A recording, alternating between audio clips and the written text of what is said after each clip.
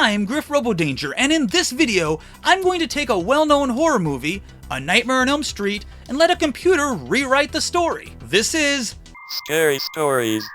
If you're new to this series, this is how it works. I enter incomplete scenes from a movie's plot into an AI text generation tool, and let it finish those scenes. If the AI decides to take a wild detour with the story, I must do my best to get the story back on track. If the AI kills a character, I have to adjust the story to fit. But if the AI randomly brings that character back to life, I can keep them in the story. If the AI spits out something I deem unusable for some reason, I'll be allowed to rephrase my entry and let the AI try again. Also, I'm going to be using an AI image generator to illustrate the AI-generated portions of the story, to the best of its ability. Let's begin! High school student Tina has a terrible nightmare about a disfigured man trying to kill her. She wakes up with her nightgown slashed up. The next day at school, Tina tells her friends about her dream. Tina's friend Nancy says she also had a nightmare. Later that night, Tina, Nancy, and Nancy's boyfriend Glenn are staying at Tina's house. They discuss the nightmares again. Tina and Nancy realize they both had dreams about the same scary man, who had a weird, horrible face and wore a glove with a saw inside. The next day, Tina goes outside, and all of a sudden, she's grabbed and whisked away. She wakes up in a cabin in the woods, and her wrists and ankles are bound with rope.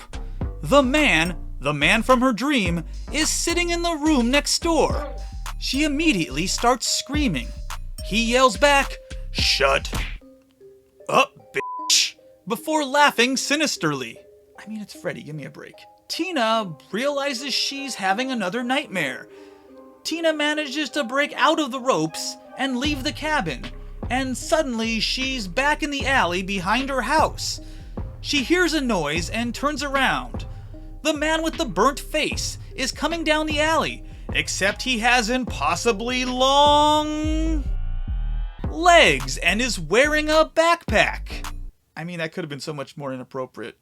Tina runs, but the scary man jumps out from behind a tree and says, "Tina, watch this." The scary man cuts off his own foot, stumps it in front of Tina, pulls a knife out of his own thigh, and carves a symbol in the flesh. Tina runs away, and he says, "Where are you going, girl?"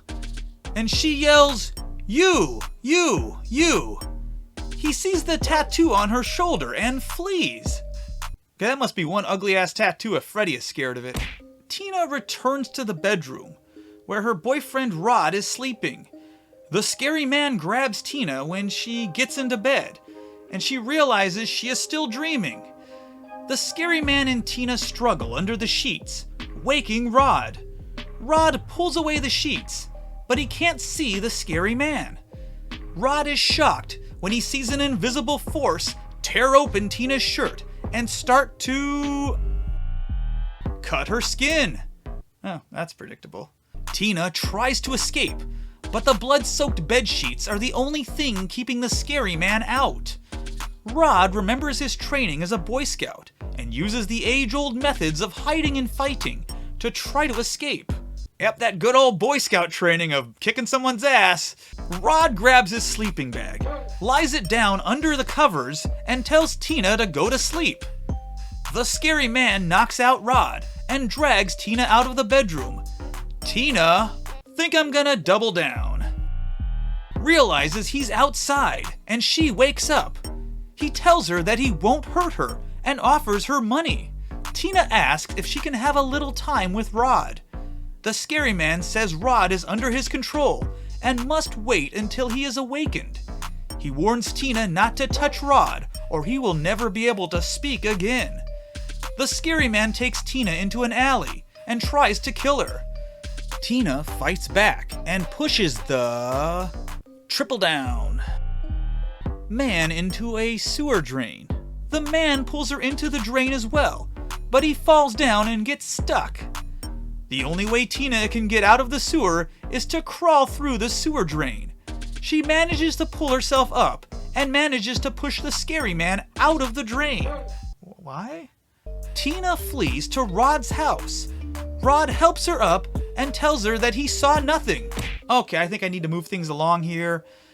Rod convinces Tina to go back to sleep, but as soon as Tina falls asleep, the scary man with the burnt face shows up and kills her in her dreams by tearing her throat out. Whatever works. Later, Rod is diagnosed with an anxiety disorder. Rod says he had a premonition that Tina was going to die. Rod says the same thing the scary man said. She is under his control and cannot see Rod. Rod starts to get a bad feeling that something is wrong with Tina. Oh, you think so, Rod? Really? So Nancy and Glenn wake up and go to Rod's house to find Rod and Tina, but Rod is gone. They discover Tina's dead body. The next day, the police arrest Rod thinking he's the killer. Nancy goes to school and falls asleep in class. Nancy thinks she wakes up in class, but she is still dreaming. In Nancy's dream, Tina is in the school hallway inside a bloody body bag. The body bag is dragged away, leaving behind a smear of blood. Nancy gets out of her desk and goes to the hallway. She follows the trail of blood through the school. The blood trail leads to the side of the school and into the pool. A naked girl is submerged in the pool. The girl is Tina. As Nancy watches, Tina's hair gets longer and longer. The hair approaches Nancy's face, and then Tina's lips wrap around Nancy's. Nancy's breath gets taken away as Tina sucks on her lips. Oh, I see we got a pervy AI in this one. Tina stops sucking her lips and starts sucking on Nancy's nose. Tina stops sucking on her nose and lets her hair... Okay, you know I have to double down on this one, right? Go. Her hair now encircles Nancy's head. The hair then starts going down her neck. The hair then flows down Nancy's body. The hair then wraps itself around Nancy's arms, up her wrists, around her neck, and around her head. Nancy feels Tina's tongue all over her face. She can't move her head to get away, and she can't speak. Tina grabs her by the back of the head and pulls her in closer to her... Okay, for the sake of science, I think I need to triple down on this one. Mouth! The sucking begins again, but this time with less force. The hair is now dangling from Nancy's face. The hair gets to her throat, and it wraps itself around her neck. Tina begins to suck on Nancy's neck, and now there is a stream of blood. Tina stops sucking, and the blood flow stops. Nancy coughs. Tina has stopped sucking on her. The hair is no longer hanging from Nancy's face. The hair, quadruple down, stays on Nancy's face as she begins to slip back into the real world. She sits in class while time passes. While time passes, she slips out of her body and into the real world, where everything is back to normal. Oh boy, yep, I would hate to have that nightmare. Boy, that would really suck. Moving on. Nancy visits Rod at the police station. Rod insists he didn't kill Tina. Rod describes Tina's death along with his own recent nightmares about the same scary man that is stalking Nancy in her dreams, making Nancy believe that Tina was killed by the same scary man. At home, Nancy falls asleep in the bathtub. She is pulled underwater by the dream killer, who hacks off her fingers and nose. Oh, shit. Nancy wakes up. Nancy's nightmare is coming true as the strange man shows up and grabs her. He slices off her fingers and nose. Again? He says it's for Nancy's own good.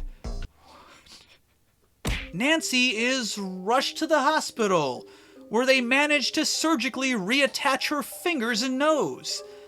But she is given a sedative during the operation, which causes her to dream.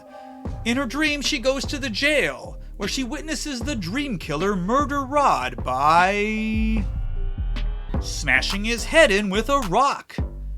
The jailer then awakens Nancy, who realizes she is dreaming and has had a traumatic night.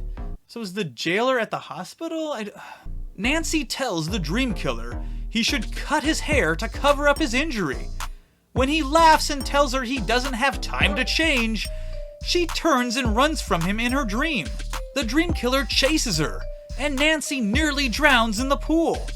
Upon waking up in the hospital, Nancy realizes she has somehow taken the killer's hat from her dream.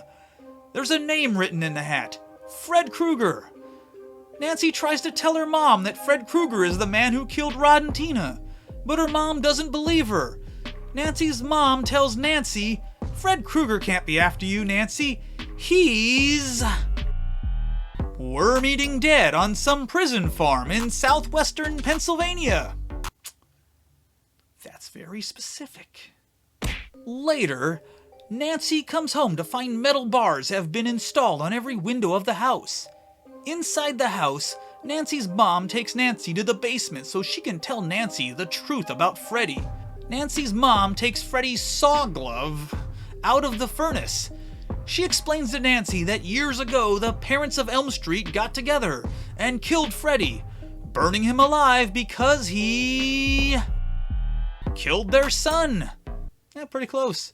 Nancy finds one of Freddy's teeth in her room and hurries back up to her room with her mom, telling her to go upstairs to find a flashlight.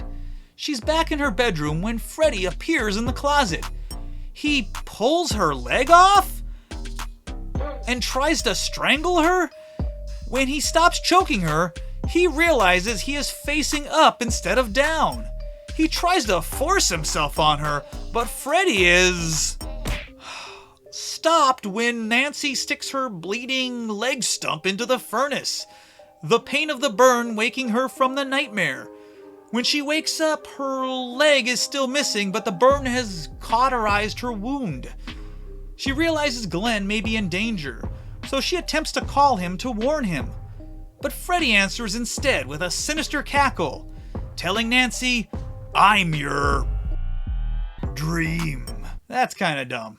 Realizing Freddy has kidnapped Glenn, Nancy rushes outside to stop him, but she can't get to the road.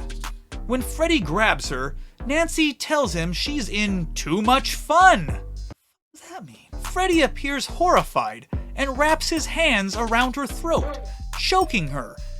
Freddy tells her to either save him or kill him. Okay, is he talking about himself or Glenn? She is pulled under the giant shoe and sees himself chasing balls of light around the boy. We'll just double down on this one. The house. Okay, so chasing balls of light around the boy's house. Suddenly, Glenn comes running out of his house and is shot with a shotgun, still alive. As he comes near to Nancy, Freddy rips out Glenn's eyeballs, cuts off his foot, and stomps on him. Glenn dies, and Nancy reels back, seeing that Freddy has somehow kidnapped Glenn, who has now become Freddy. Freddy stops and asks if she wants to take the sport outside. Nancy attempts to run, but triple down. Just as she's about to reach the steps leading to the backyard, Freddy's foot comes out of the elevator, and he makes her fall, stabbing her with the key.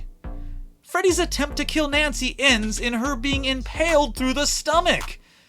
After putting a key on his right hand, the broken glove falls to the ground, revealing that he has been wearing the second glove the entire time.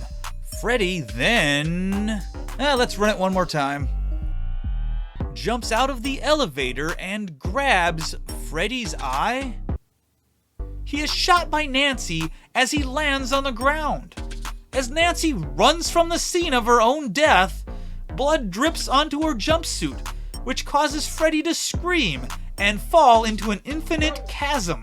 Freddy falling into a bottomless pit is probably the closest thing we'll get to an ending here, so I think that will wrap it up. But first, here are a few AI test creations I couldn't use in the story, but I thought they were funny. The parents burned Freddy alive because he was too much of a bother. Nancy and Rod are still shaken up, as it's been 2 weeks since Nancy's funeral.